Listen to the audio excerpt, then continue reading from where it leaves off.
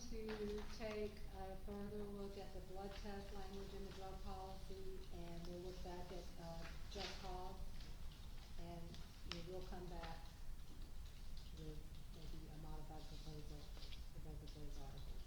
So, The proposals that I gave you today are status quo on both the drug policy and the discipline and discharge policy. We're willing to take a look at that language and see.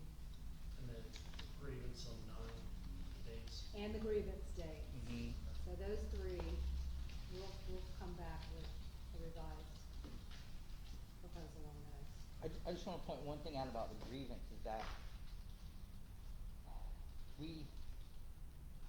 I think that the materials that are submitted by the grievant, it's typically a much smaller, less investigated set of documents. So what happens is that's sort of like the opening presentation where the grievant can just doesn't have to put nearly as much time into just filing it to get the process started.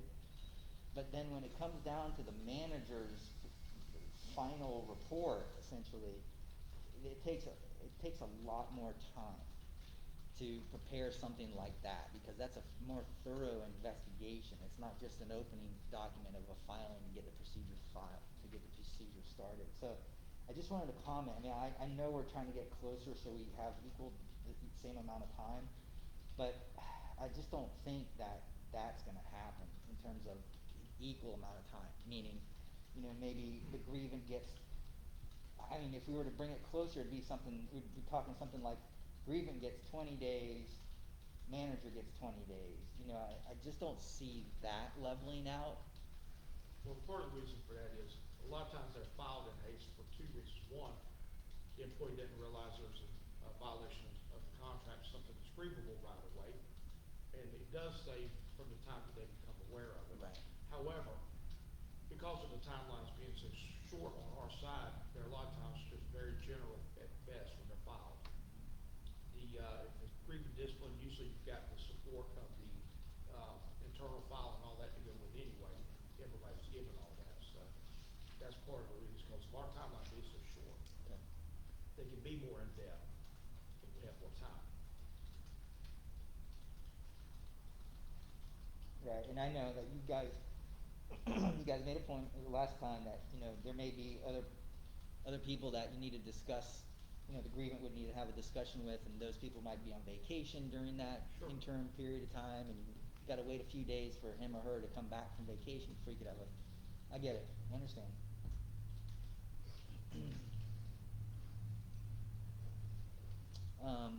Otherwise, right, Karen's right. We'll look at the blood test, the just cause, and then the dates. Yeah.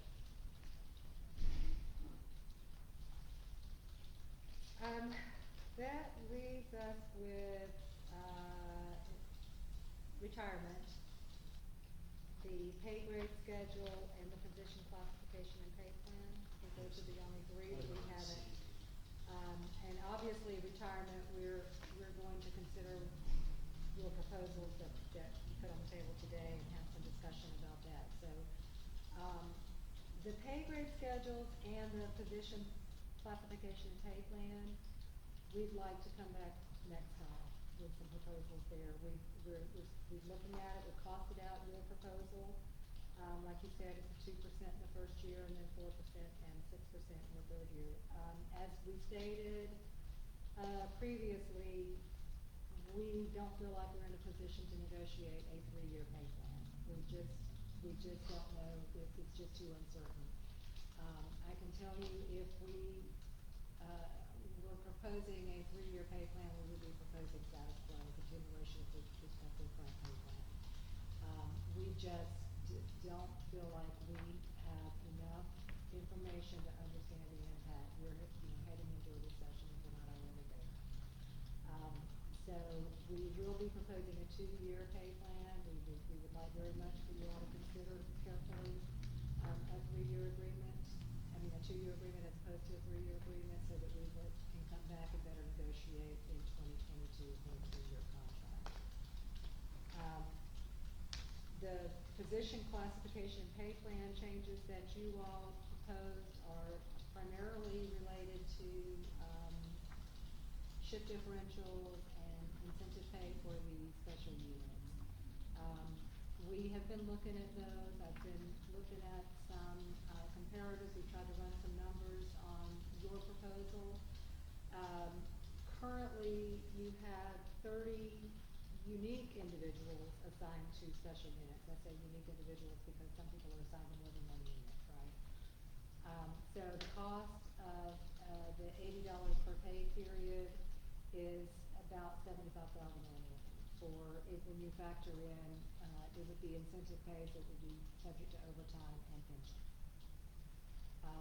And so we feel like $75,000 a year is more than we could consider right now. But we wanna take a look at it, and see if there maybe is a counter proposal that we can come back with.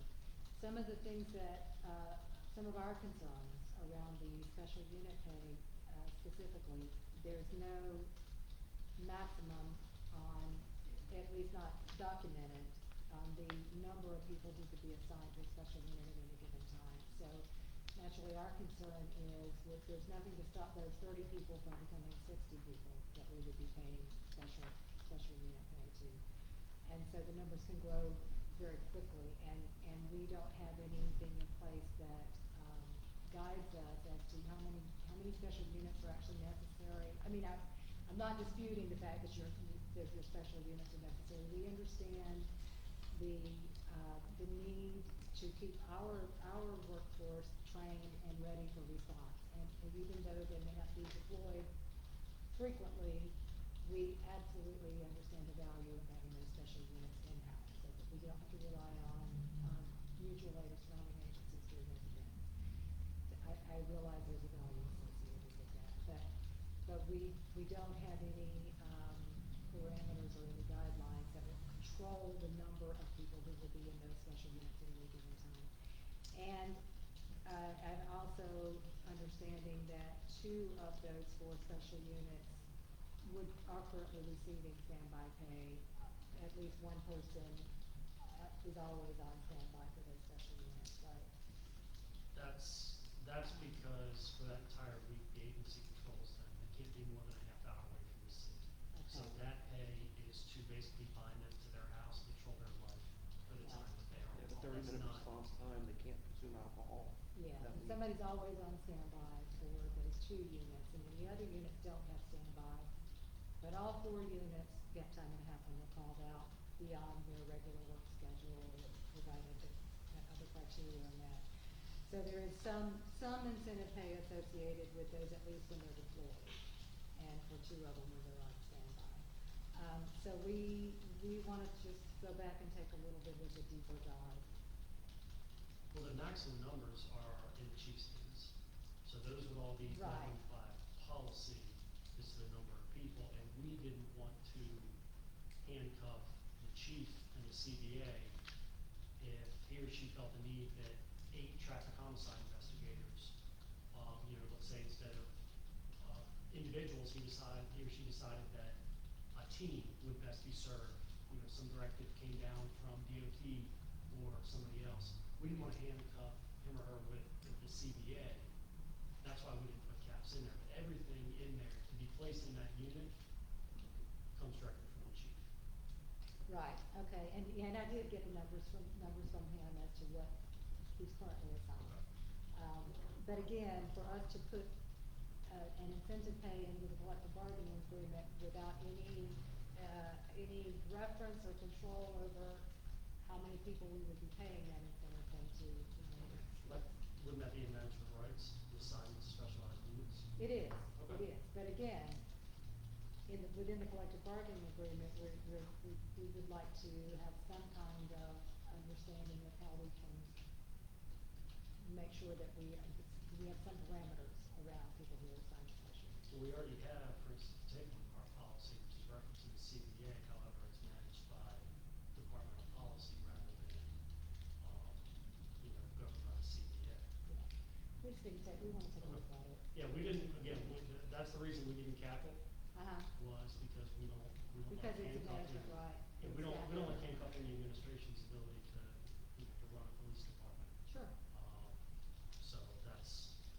it's governed and it's capped, but it's done so between the city manager, city council, and chief of police.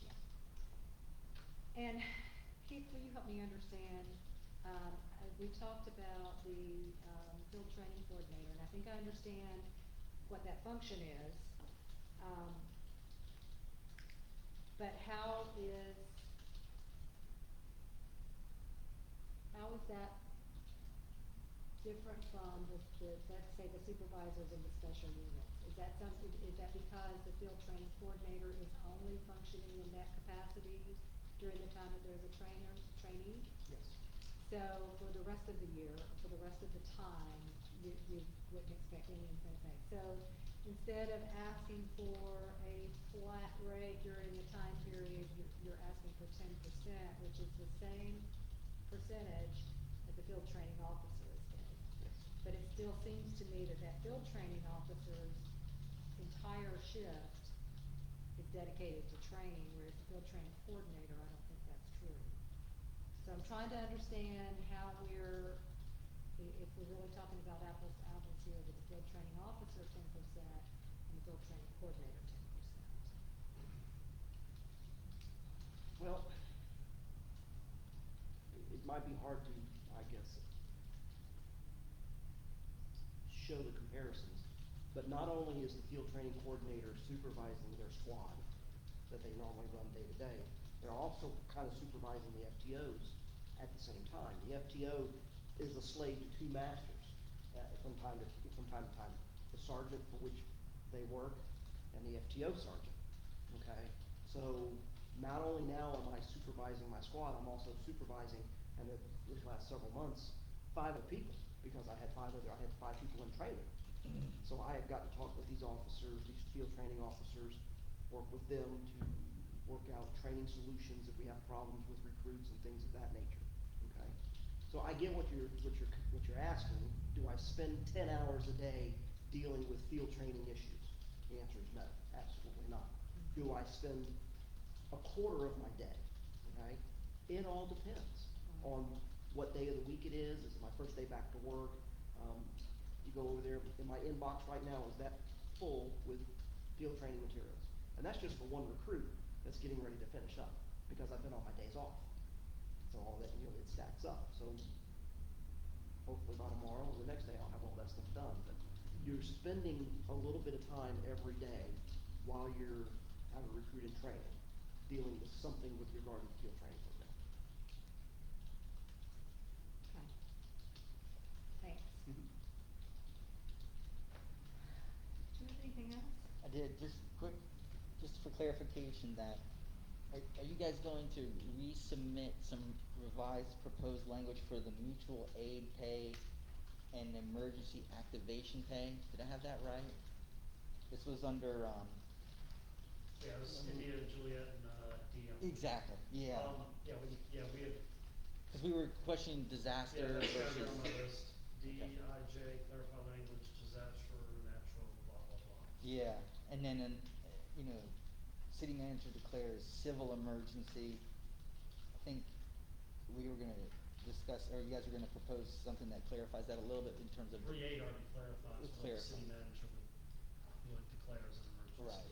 Which pretty much already references natural disasters, civil disturbances, riots, things of that nature. Okay. I don't even think the word, Yeah. infection or Yeah. endemic or anything appear in that article. Right. So, And then, just on, let's see, article, let's call it chapter.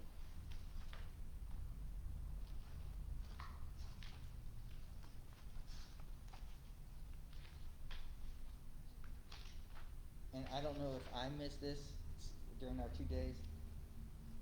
Where did we leave with Article 20, which is the personal leave? And I know we just talked about that, but if I have this right, what's currently this Article 21 sick leave, that's proposed to be completely eliminated, that article. well, y'all volleyed back with status quo, 14, 15, 16, 20. And 21. And 11 and F. Right, but your All of position, those. but your position is 21 should be taken out completely, right? That's, It was incorporated, sick was incorporated into personal. okay, They would have been combining sick with vacation and incorporating Merging all it that and- into one. no need to That was have it. it. We took the language from 21, moved it over to 20, but Yeah, that okay. got squashed in the low this afternoon. Okay, got it. Is that it? Yeah, that's it, I yep. think Yeah, I was just wanting, kind of missed part of that somewhere, okay, got it. So to recap, we're gonna look at the language in the grievance article, the discipline and discharge article, and the drug policy article, and we're gonna come back next time with a proposal there. You all are gonna look at the emergency activation and mutual aid and come back with a revised proposal.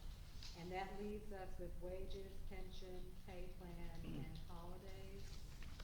And 11 and 21 we're not done with, so. Okay, 11 and 21, Yeah, the fact that you guys. our came proposal back is this status last- quo, so we wanna circle back and talk about those two? Yes. Okay, now? No, I think we have to look at it because, we talked about, Keith talked about our proposal was, although laser focused, is somewhat intertwined. Mhm. So just like the correction to the step plan in the last CBA, we understood that there was the cost of that, the corrective cost. We took that first year hit on our, we did the 2-4-4. We knew that, some of the money that could have been applied to everybody was gonna be applied to correct those. Obviously, the personal leave, we understood that there was going to be a cost associated with kind of balancing and making that known going forward more of a set cost. So we're gonna, just have to look at everything. Okay. Now, knowing that personal leave is off the table. Okay. Okay, Okay, So we got Article 12 done? Okay on that one? go to TA Article 12? Yeah. Let's say we got something done today. Yeah, let's do that. yeah, it's, This is the first package I get back to us.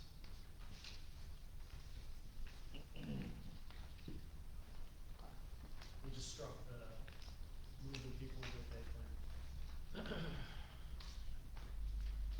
Right. We'll take it home and have it framed. we got, Article 9 Commander part done. No, we've got the, that's We the still have grievance. Yeah, that's the days thing. The Yeah. grievance. But I So mean, Article 12, we can TA. yeah, Yes, the whole thing. Steve, you have that one? I'm looking, I got a lot It's of in them. the Steve here. but I mean, part of Article 9 where we changed from lieutenant to commander, Yeah, we got Well, that. at least we got half, we got a lowercase TA. Watch, I'll get back to the office, there'll be an email, chief's going back to lieutenants.